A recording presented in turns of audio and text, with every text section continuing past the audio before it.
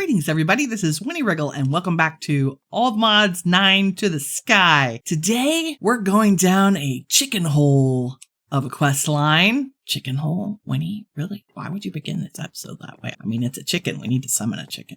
We'll tell them. Okay. I have a personal quest, and it's a ridiculous one, and in order to complete it, we're going to have to make use of the summoning altar, which is actually very straightforward. A gold ingot, red carpet, some oak logs, and some stone. And if you look at it, you can do all kinds of crazy things, like summon a squid or a chicken. So we'll just take all our goodies out of our project chest, make the altar. For our purposes today, let's set it down in our grassy area. Now we just need the recipe for summoning a squid.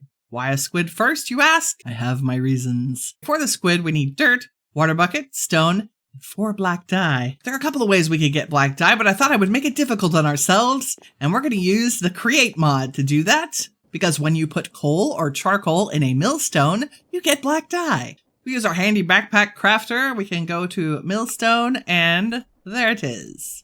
Now this thing needs rotational force, just like anything else from the create mod. And we're going to make it simple on ourselves by using the rotational force that's available right next to us. Because our power is completely full right now, I'm just going to move this for a second and put our millstone right. Nope.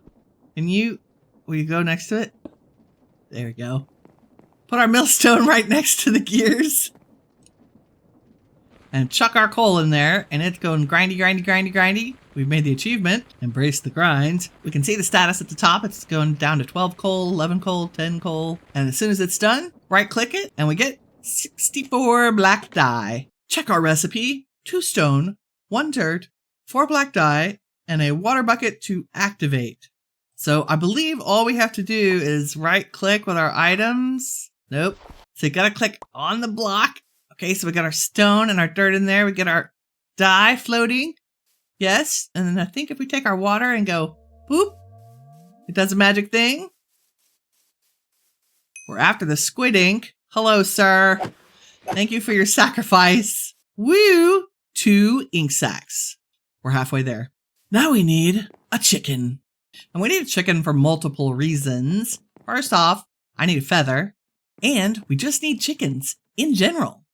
To summon a chicken, we need clay, bone meal, grass, dirt, stone, grass block, and seeds. The only thing we're missing is a grass block because we don't have an enchanting setup yet. We're going to address that later in the episode.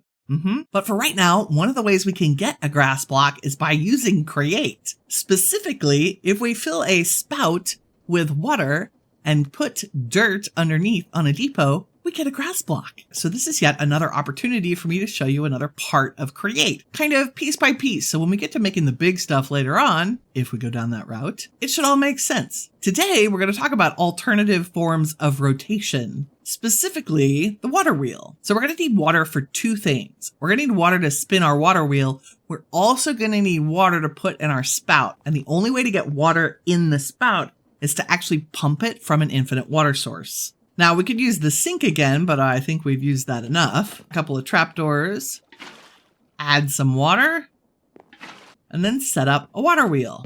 And I'm just going to mount it to this fence post right now, just so you can see what's happening around it. So one of the easiest ways to make a water wheel go is to waterlog a stair block and let the water flow underneath it. So if we put a little placeholder block there and put our stair just diagonal from the water wheel, then we can put some trapdoors around it. We don't need the one underneath, but we do need some on the side.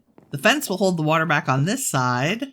And I'm going to put one behind the stair just in case. And then one in front of the stair, of course. So now when we waterlog the stair, it makes our water wheel go. So we're generating 256 stress units at the current speed. And for what we need it for, which is just to pump water through a pump from create, we don't need that much speed. I'm taking away the back fence post now that we've put the water wheel there. And there are a million ways to set this up. So if we take a look at the mechanical pump, you can see it's got a cog on it, which means we'll need to power it using a cog, right? So if we put that on the back of the wheel, we should be able to place our cog right above it. Unfortunately, it's turned the wrong direction. So if we take our wrench from create, we can right click it and it changes the direction so that our water flow It's going in the direction of the arrows. Now I just need to put a pipe on it to get it over the top of the water wheel, and then pipes on the other side to connect it to the water. Now, before I put that last pipe on here, we want to go ahead and attach our spout. So I'm going to bring this out too, and then stick our spout on the end. I'm going to stick our depot underneath. So you should have a setup that looks something like this. And now we put that final piece of pipe on there. And if we use our wrench, we can make the pipe clear so we can see the water coming through it and hopefully into our spout. So we've got almost a bucket. And now if we take our dirt and put it on the depot, voila, we've made grass. And pretty simply, using another method of rotational force from Create. Also gives you kind of a crash course in how the liquid movement works in Create. And now that we have our grass, we can go back over to our summoning table and summon a chicken. Grass, stone, 2 dirt, 1 grass clipping, 2 bone meal, the clay, and the seed. Bring me a chicken. Hello. We can always do this again, right? Please give me a feather. I should have waited on eggs. Let's do that one more time. We'll be experts at this before it's all over. Bring me another chicken. Oh, summoning altar. Perfect. I mean, that's pretty easy. Maybe we should get 2 chickens? Just saying. Feels like there's a lot of deja vu in my life today. 3rd time's a charm.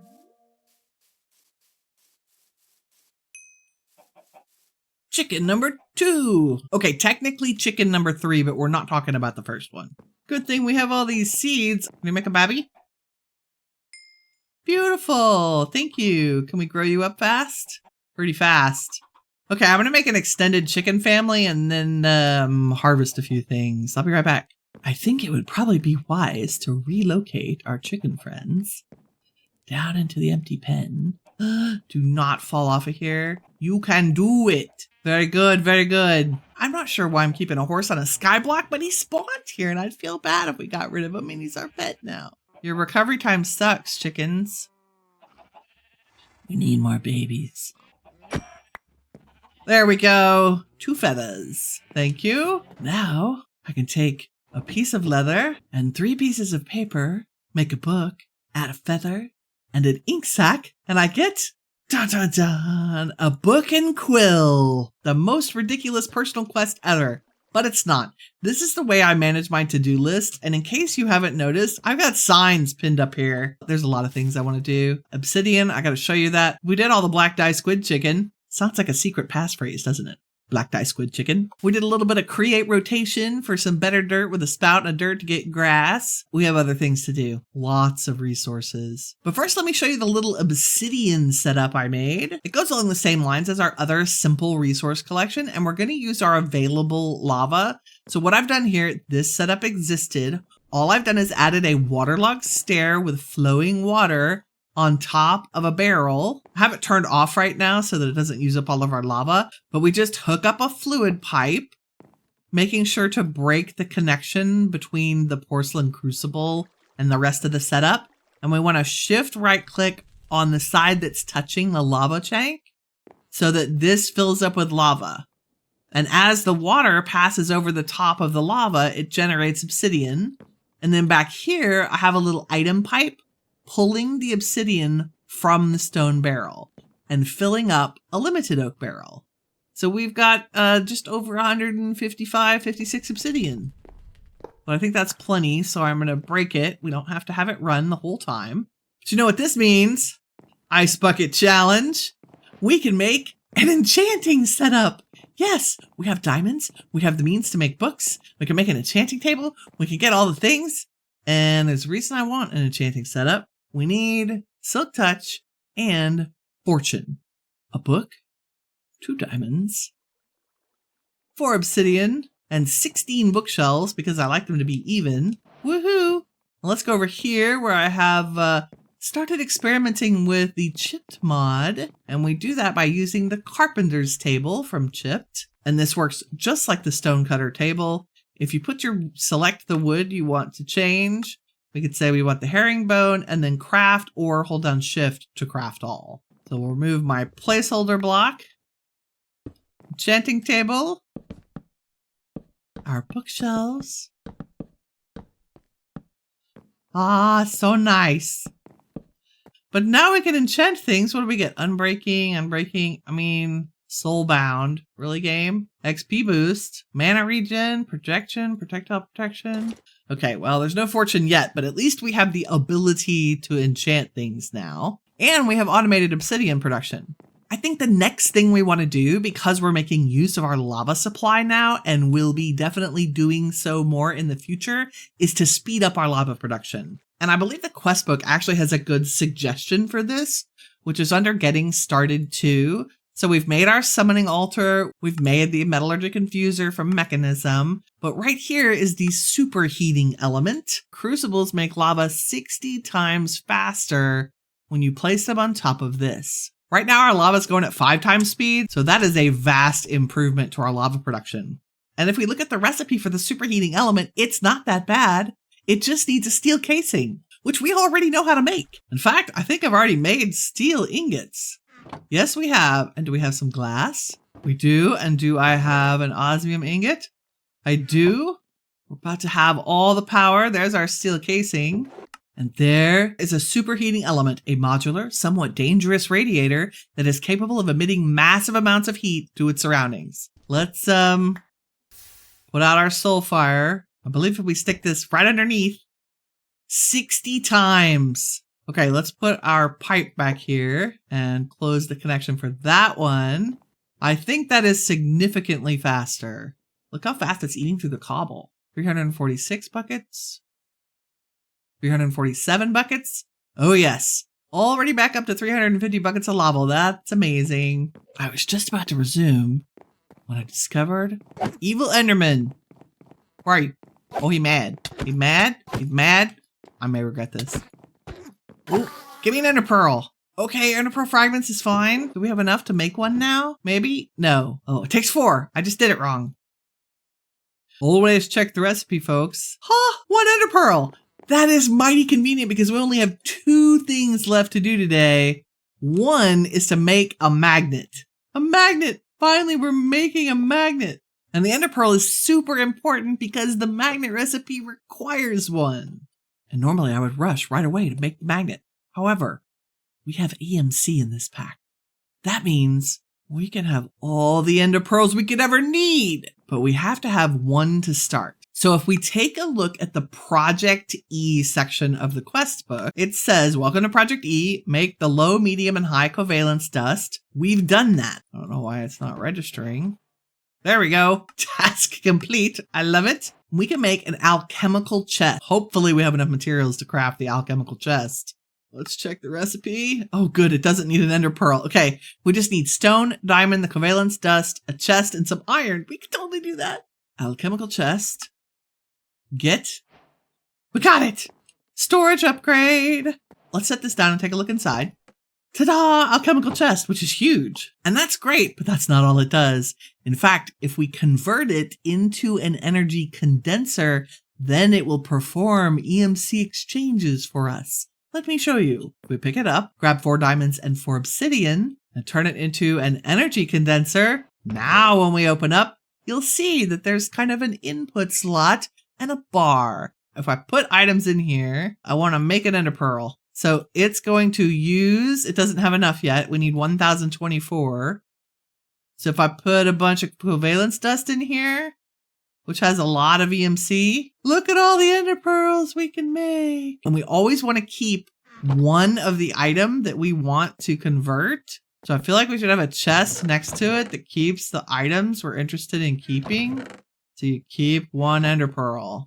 There are a limited number of items that have EMC. Basically anything that's made of wood, stone, some of the mob drops. You could technically hook up a cobble gen to your energy condenser and just, produce items as needed. I think the purpose of this in this pack is to kind of balance out the fact that we're in a skyblock and don't have access to an overworld and the kind of things that you could get there so that you can exchange them when you need them. So if we take a look at the recipe for the plain magnet, it's a lappy, an ender pearl, and some redstone. We have that. And this allows us to pick up items that are up to 5 blocks away. We can also use it to craft the better magnet, which allows us to pick up stuff from 11 blocks away. And I just so happen to have purchased an Eye of Ender from Bob. Oh, we need one more lappy. And we have the advanced magnet. Yay! So the advanced magnet has a user interface. If you shift right click in the air, I'm going to leave it at max level for now. And do I want it to pick up experience? I think we are going to let it collect our experience for us as well.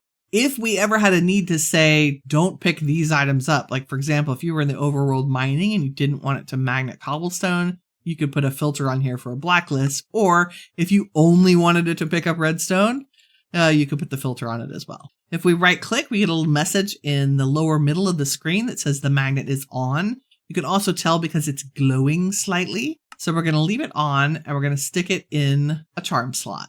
And now when I drop items or I'm building stuff, everything will magnet right into my inventory, which is going to be so useful. In fact, the most useful thing it'll do for us is let all the stuff that comes up when we're sifting pop into our inventory. And speaking of mesh, it's the last thing we want to do on our list today, and we have done a lot. We have obsidian production, we learned about the summoning altar, we put an enchanting setup, create fluids, book and quill, upgraded our lava production, got a magnet, got started barely with Project E, and now we want to upgrade our mesh to diamond and see what kind of loot we get.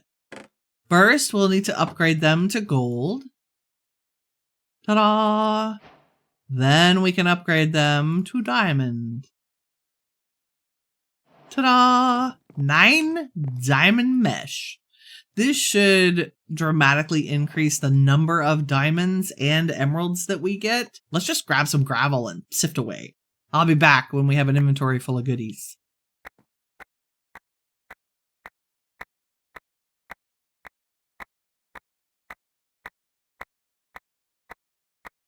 We're on the home stretch. I did have to move some of this to the backpack.